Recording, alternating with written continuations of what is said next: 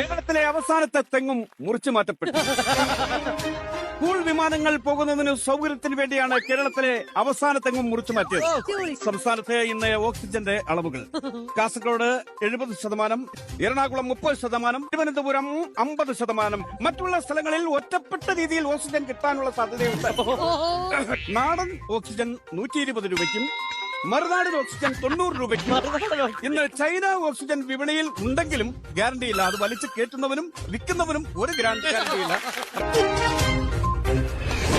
മറ്റൊരു ഞെട്ടിക്കുന്ന വാർത്ത: ഒരു യുവതി സ്വന്തം ചേച്ചിയുടെ ഭർത്താവായ റോബോട്ടുമായി ഒളിച്ചോടി. യുവതി സോഷ്യൽ മീഡിയയിൽ പങ്കുവച്ച ദൃശ്യങ്ങൾ വൈറലായിക്കൊണ്ടിരിക്കുന്നു. ക്ഷമിക്കണം. എറണാകുളത്ത് റോബോട്ടിനെ പീഡിപ്പിക്കാൻ ശ്രമിക്കുന്നതിനിടയിൽ യുവാവിന് ദാരുണ അന്ത്യം. റോബോട്ടിന്റെ ബാറ്ററിയുടെ വയറിൽ നിന്നും ഷോക്കായിട്ടാണ് യുവാവ് മരിച്ചത്. യുവാവിന്റെ സംസ്കാരമില്ലാത്ത ഇവനൊക്കെ എന്ത് സംസ്കാരമല്ലേ? അത് വിട്ടുകളാ. 25 വർഷങ്ങൾക്ക് ശേഷം 2075 3 വീട്ടുകാർ ചേർന്ന് ഓണം ആഘോഷിച്ചു.